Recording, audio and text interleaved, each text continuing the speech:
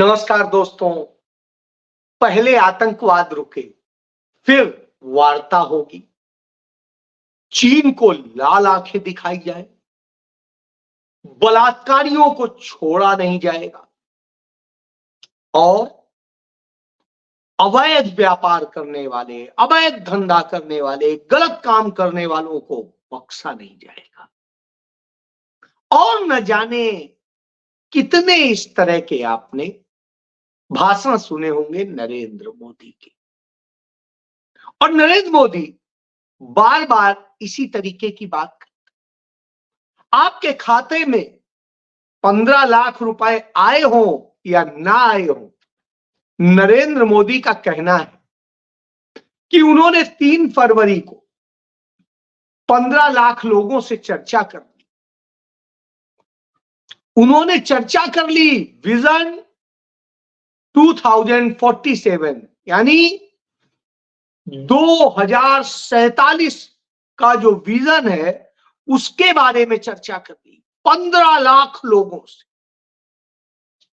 जब इसमें किसी जागरूक भारतीय ने आरटीआई डाल के प्राइम मिनिस्टर ऑफिस से पूछा कि कृपया यह बताएं कि प्रधानमंत्री ने कितने लोगों से विजन 2047 पर चर्चा की है, उसने कहा हमारे पास कोई जानकारी नहीं कि प्रधानमंत्री ने इसको लेकर के इस देश के किसी भी नागरिक से चर्चा की।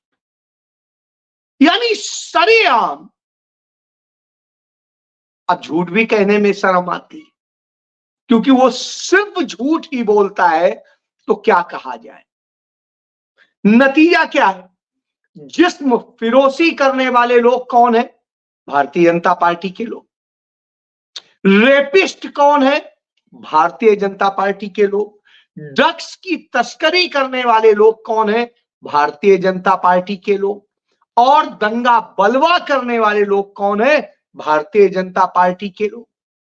देश को बेचने, देश के खिलाफ गद्दारी करने, जासूसी करने वाले लोग कौन है? भारतीय जनता पार्टी के लोग। और ये सब नरेंद्र मोदी का परिवार, मोदी जी का परिवार जो लिखते थे। पहले लिखते थे मैं भी चौकीदार और फिर बाद में ये हो गया। और राहुल गांधी ने तब भी बताया था, अब भी बताते हैं कि चौकीदार ही चोर है। और सही में चौकीदार ही चोर है, यह बात बिल्कुल साफ साबित होती है। 15 लाख आपके खाते में आ रहे थे, पता नहीं कहां चले गए। बहरहाल वो कहां गए नहीं गए मैं नहीं बात करूंगा। शुरुआत करूंगा इस देश की जुडिशियरी को जो बनाया गया है उससे। हम सबको पता है उमर खालिद और उनके साथी पिछले 4 साल से अधिक समय से जेल में बंद है। कोई बात नहीं, अपराध किया जेल में होना चाहिए था, लेकिन उन्होंने अपराध किया है या नहीं किया है इसका ट्रायल तो होना चाहिए था। आज तक 4 साल में पुलिस, अदालत कोई भी उनके खिलाफ ट्रायल नहीं शुरू करा। 4 साल में ट्रायल नहीं शुरू हुआ और कानून कहता है कि किसी भी अभियुक्त का, जो आरोपी है, उसका पहला हक है जमानत पे यदि उसके खिलाफ कोई आरोप नहीं आता। और अब तक कोई आरोप नहीं साबित हुआ, अब तक कोई आरोप पे चर्चा नहीं हुई, उस पर गुणदोष पर बहस नहीं हुई, कोई भी एविडेंस नहीं हुआ, बावजूद इसके 4 साल से जेल में। 1.5 दर्जन बार उसकी बेल की एप्लीकेशन इधर से उधर, उधर से उधर, उधर से उधर हो रही। एक जज दूसरे जज को, दूसरा जज तीसरे जज को, तीसरा जज तारीख दे देता है चौथे जज को, और इसी तरह खेल चल रहा है। यह वह है अदालतें हैं जो देवी को, न्याय की देवी को, न्याय की पता नहीं क्या बना देते हैं।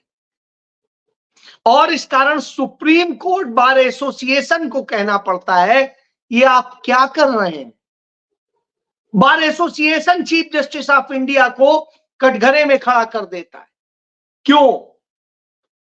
क्योंकि इस देश का चीफ जस्टिस ऑफ इंडिया इंसाफ नहीं करता है। वो किसी से डायरेक्शन लेता है, उस डायरेक्शन पर वो फैसला सुनाता है। यह बात उसने खुद कही। बहरहाल यह तो हुई न्याय की बात। जो नरेंद्र मोदी के 2014 के बाद में न्यायालय की, सर्वोच्च न्यायालय की, हाई कोर्टों की स्थिति हुई है, चलिए छोड़िए इस पर, आता हूं मुद्दे पे। मुद्दा है कि आज के अखबारों में बड़ा बड़ा प्रसारित किया गया, जिसे गोदी मीडिया आजकल कहा जाता है, कि दोनों देशों की सेनाएं हटना शुरू हो गई, ये हो गया, वो हो गया एलएसी पर।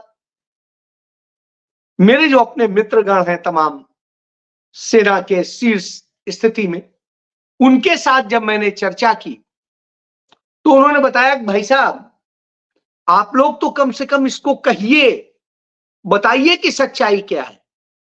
तो उन्होंने बताया, उनका एक बात बताइए, जो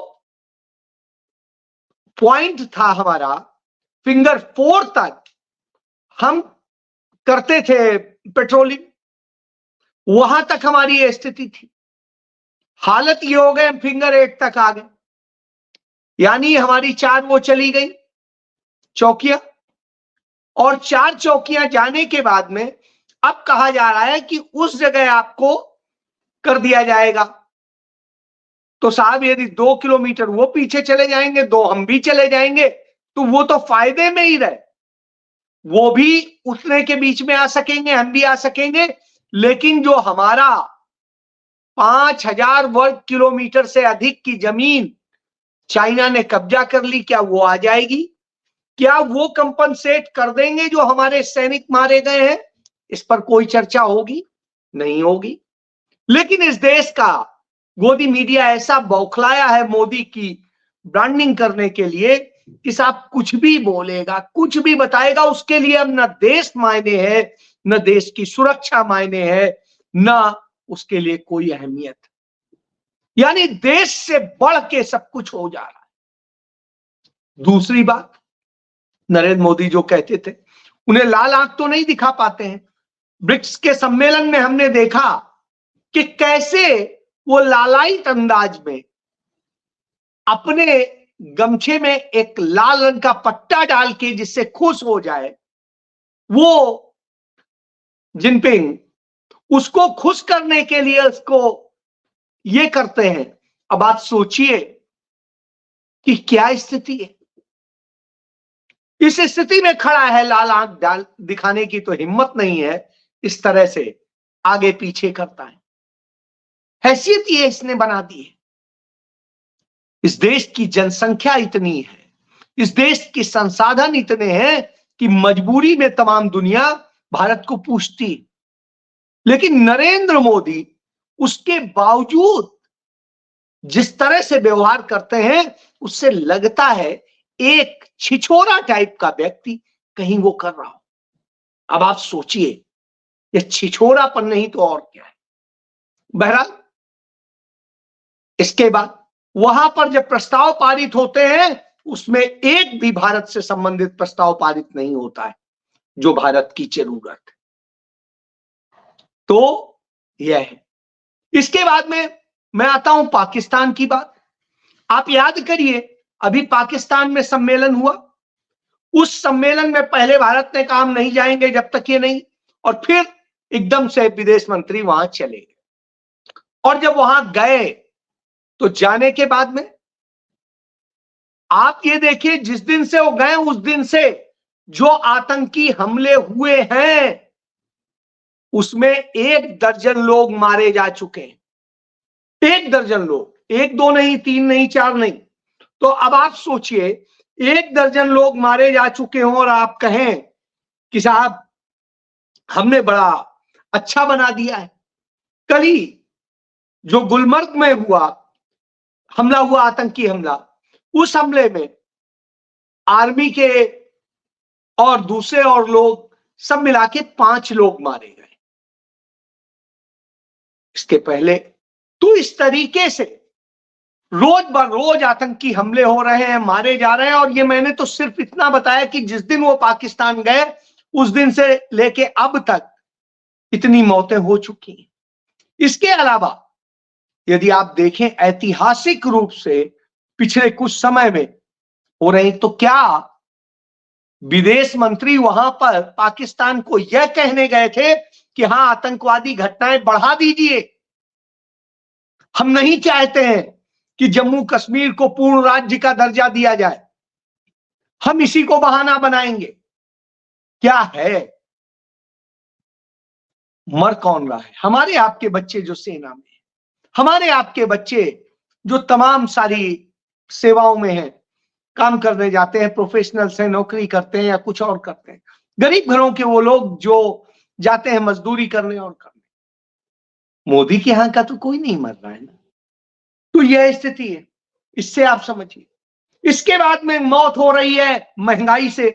महंगाई की स्थिति यह है कि सिर्फ एक साल जो हमारे खाने की थाली है औसतन, उस थाली में 52% से अधिक की कीमत बढ़ चुकी है। आप सोच लीजिए कि जो चीज आपकी 100 रुपए की मिलती थी, अब वो 155 की मिल रही है। एक साल के भीतर यह स्थिति आपके खाने की हो गई है। तो नरेंद्र मोदी ने आपका अमन चैन छीन लिया, देश का खतरा कर दिया और आपकी नेवाला भी छीन रहे। इसके बाद में जिस ट्रेन से आप सफर करते थे, उस ट्रेन के जो रेल मंत्री हैं वो रील बनाने में व्यस्त रहते हैं, और उनकी रील बनाने के बाद में वो एक्सीडेंट्स को छोटी छोटी घटना कहते हैं। और हालत ये है कि उनके जो 139 दिन हुए हैं तीसरे टर्म में, जो नरेंद्र मोदी आए हैं, इस तीसरे टर्म में सिर्फ 139 दिन में हालत यह है 62 ट्रेन एक्सीडेंट हो चुके हैं, 62 रेल एक्सीडेंट हो चुके हैं, जिनमें 21 लोगों की मौत हो चुकी है और करीब 132 लोग घायल हुए हैं। अब आप सोचिए, आज ही आप देखिए सहारनपुर में है, मेरठ में है, 2 जगह ट्रेन एक्सीडेंट हुए हैं, डिरेल हुई है, लेकिन आप कोई पूछने वाला नहीं। कोई इसलिए नहीं पूछने वाला है क्योंकि सब कुछ बर्बाद करने का।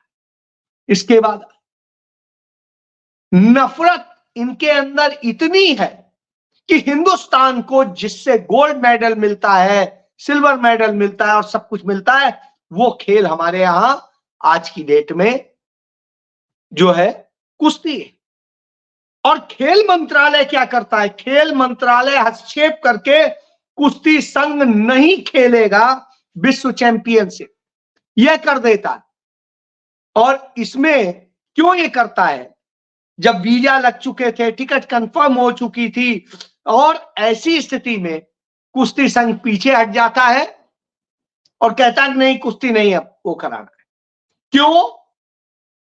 क्योंकि विनेश फोगाट तो एमएलए हो गए, और कुश्ती संघ जो चलाता है ब्रजभूषण शरण सिंह और उसके रिश्तेदार, वो भाजपा के हैं, और उनका नैरेटिव टूटा है। सबको पता चला है वो क्या कुकर्म करते थे। तो साहब, जो 12 खिलाड़ी कुश्ती में थे उसमें से 10 हरियाणा के, और यह करके उन्होंने नफरत अपनी दिखाई है कि कैसे हम नफरत करें। तो ये नफरत का इनका मॉडल है। इसके बाद में एक और मॉडल की बात कर लेते हैं। वो मॉडल है चुनाव जीतने के लिए हिंसा, सांप्रदायिक हिंसा, गौ मास और दूसरी तमाम चीजों के नैरेटिव बनाना। चरखी दादरी में 27 अगस्त को एक बिहार के युवक को पीट पीट के मार डाला गया था और आरोप लगाया गया था वो गौमांस खाता है। पुलिस तो जैसे आप समझ सकते हैं भाजपा के समय में जैसे काम करती है। बहरहाल, जो वो खाना खाया था जिस मीट को, उसका सैंपल भरा गया पुलिस ने, पुलिस की लैब में, भाजपा की लैब कहिए, उसमें चेक हुआ, और चेक होने के बाद में बताया गया नहीं, यह गौ मांस नहीं है। यानी वो अपनी नंगी आंखों से कुछ किसी भी उसको कह देंगे कि गौ मांस है तो गौ मांस है, मार डालेंगे। यहां यह स्थिति है। यही स्थिति आपको याद करिए तब हुई थी नोएडा में, ग्रेटर नोएडा में और जगह। तो ये है इनका मॉडल है, और इस तरह से करके वहां हुआ, नफरत का माहौल पनपा, नतीजतन भाजपा वो सीट जीत गई। तो यह स्थिति होती है। स्थितियां जिस तरीके से है उससे आप देखिए कि झूठ बोलने, नफरत फैलाने का हमने फार्मूला देखा। अब आपको एक और दिखाते हैं। राहुल गांधी ने इस विधानसभा चुनाव में हरियाणा के दौरान ये बताया था कि कैसे वो अमेरिका गए थे और अमेरिका में उन बच्चों से मिले थे जो डोंकी के रास्ते किस तरीके से अमेरिका और दूसरे देशों में जाते हैं और फिर वहां कैसी जिंदगी जीते हैं। क्यों? क्योंकि उनको यहां रोजगार नहीं है, काम धंधा नहीं है, बर्बादी में। बहरहाल जब इसका परीक्षण होता है तो अब पता चलता है, टाइम्स ऑफ इंडिया ने खबर छापी है कि सिर्फ एक साल के भीतर, सिर्फ एक साल, पिछले साल अक्टूबर से लेके अभी सितंबर तक, यह स्थिति है। एक साल में 90,415 युवक डोंकी के रास्ते अमेरिका में गए, यानी अवैध रास्ते से अपनी जिंदगी खतरे में डाल के, सब कुछ खतरे में डाल के वहां गए। क्यों गए?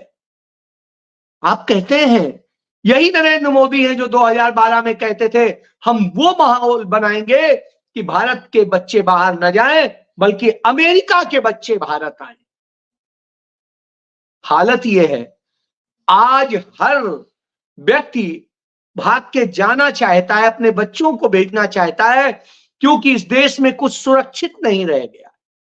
और इसमें सबसे जो चौंकाने वाली बात है वो ये है कि इन 90,000 से अधिक बच्चों में 50% से अधिक युवक गुजरात के हैं, यानी 50% से अधिक गुजरात के हैं वो लड़के जा रहे हैं।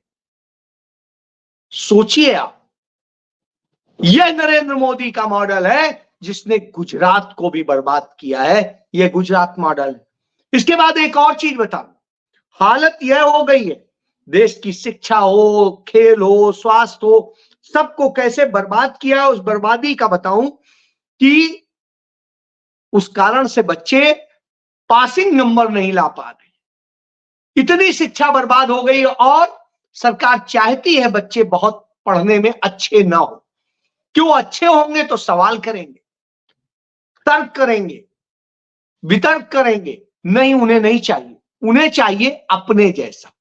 तो उसके लिए क्या, एसएससी में मैथमेटिक्स साइंस में जो पासिंग मार्क्स हैं उसको 20 करने की, मतलब 20 करने की सरकार ने पूरी प्लानिंग करी है। यह उसकी खबर।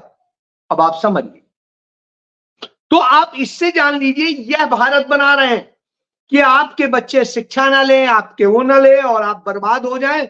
इस तरह की स्थिति है। इस तरह की स्थिति है कि भारत को जो विकास के नाम पे कहते हैं, आज जीडीपी के रूप में जैसे प्राइवेट उसको कहते हैं कि हाँ है, उसको भी बर्बाद किया है। जो यूपीए सरकार यानी मनमोहन सिंह, डॉक्टर मनमोहन सिंह की कांग्रेस की सरकार में जो जीडीपी का था, जो प्राइवेट निजी निवेश की वो दर थी, वो 33.4% की थी 2004 से 2014 के बीच।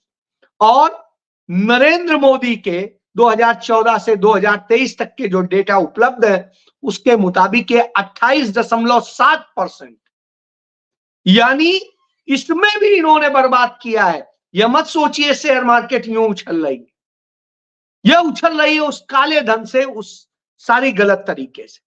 तो ये भारत सरकार की रिपोर्ट कहती है और इसको लेकर के लेख लिखा है प्रोग्रेसिव। तो आप ये देखिए, यह पूरा एक अर्थशास्त्री ने पूरा इसमें डेटा दिया है, इससे आप समझ सकते हैं और किस तरीके से कारपोरेट को लाभ देने का सिर्फ सारा काम किया गया और कुछ नहीं। तो इसीलिए कहता हूं, जिस्म फिरोशी जैसे मैंने कहा कराने का धंधा भाजपा के लोग करते हैं। आपने देखा किस तरह से भाजपा नेता के फार्म हाउस से देह व्यापार का धंधा चलता था। कितने लोग गिरफ्तार हुए, क्या हुआ, सब कुछ पता है। मेघालय से लेके मध्य प्रदेश तक, मध्य प्रदेश से लेके उत्तर प्रदेश तक, उत्तर प्रदेश से लेकर के उत्तराखंड तक, कहीं भी आप देख लीजिए। और इसके बाद ड्रग्स का व्यापार आप देख ही रहे हैं। पंजाब में उनकी नेता पकड़ी गई, उसके अलावा मध्य प्रदेश में हो, दिल्ली में हो, गुजरात में हो, सब जगह ये आ रहा है सामने। फिर दंगे बलवे करना आप देख ही रहे हैं। अभी उत्तराखंड में इन्होंने दंगा बलवा किया, इसके पहले इन्होंने नूह मेवात में किया, हिमाचल में किया, और देश के तमाम हिस्सों में कर रहे हैं। अभी बहराइच का दंगा हम देख ही रहे हैं किस तरीके से किया। और इसके बाद में बलात्कार के मामले में भी आप देख लीजिए किस तरीके से भारतीय जनता पार्टी के नेता ये करते हैं। इसका एक छोटा सा उदाहरण अभी मैं दिखाऊं कि छत्तीसगढ़ में भाजपा नेता ने किस तरीके से, भाजपा के जिला अध्यक्ष ने एक लड़की के साथ में रेप किया। इसी तरीके से और किससे चल रहे हैं। अब आप ये सोचिए, यह हालत हो गई है इस देश की। भास्कर की एक खबर है, इसको आप देख लीजिए कि अब लड़कियां, मां बाप की यह हालत हो गई है, घर की हालत, यह माली हालत हो गई है कि 5 साल की लीज पर लड़कियां, बेटियां बेची जा रही। माता पिता ही कर्ज उतारने के लिए यूपी, एमपी और ये सारे इलाकों में अपनी बेटियां भेज रहे हैं और ये कर रहे हैं। तो यह भारत बना दिया है। अब आप बताइए कौन से भारत की आप बात करते हैं। इसीलिए शायद राहुल गांधी कहते हैं कि इस देश में न कुछ सुरक्षित है, न घर सुरक्षित, न कार्य व्यवसाय सुरक्षित, न आपकी बेटियां सुरक्षित, न और कुछ सुरक्षित। जिस तरह केंद्र की एनडीए सरकार की नीतियां जम्मू कश्मीर की सुरक्षा और शांति स्थापित करने में पूरी तरह से विफल रही हैं, और उसके दावों के विपरीत हकीकत यह है कि रोज प्रतिरोज वहां पर आतंकी घटनाएं हो रही। ये कोई नई चीज नहीं, यही भारतीय जनता पार्टी। तो आप सोचिए, मैं इसीलिए बार बार कहता हूं क्योंकि एक ही विकल्प है इस देश में, उसका नाम है राहुल गांधी, उसका नाम है कांग्रेस। शेष हर कोई कहीं ना कहीं कंप्रोमाइज्ड। इसलिए यह बात आपको ध्यान रखनी होगी। देश बचाना है तो वहीं आना होगा, और इसको रेवंत रेड्डी जो तमिलनाडु के मुख्यमंत्री हैं, इसको बड़े अच्छे से बताते हैं। वो कहते हैं कि पंडित मोतीलाल नेहरू, पंडित जवाहरलाल नेहरू ने, जो उस जमाने के सबसे अमीर लोगों में थे, उन्होंने अपनी सारी वेल्थ यानी पूरी धन संपदा सब इस देश को दे दी। वो रईस थे। और उसके बाद उनकी बेटी श्रीमती इंदिरा गांधी हो या राजीव गांधी हो, उन्होंने अपनी जान भी इस देश को दे दी। और फिर सोनिया गांधी हो या राहुल गांधी हो, उन्होंने प्रधानमंत्री का पद भी इस देश को दे दिया। अब आप सोचिए, यह कोई कर सकता है क्या? नरेंद्र मोदी खुद कहते हैं वो कितने गरीब घर में हुए, लेकिन वो कितनी रईसी में जीते हैं, कितनी अय्यासी में जीते हैं, ये मुझे किसी को बताने की जरूरत नहीं है। तो सोचिए किसने इस देश के लिए किया है। फैसला आपको करना है, क्योंकि आपके गलत फैसले के कारण ही आज नरेंद्र मोदी इस देश की कुर्सी पर बैठा है और देश बेच रहा है। जय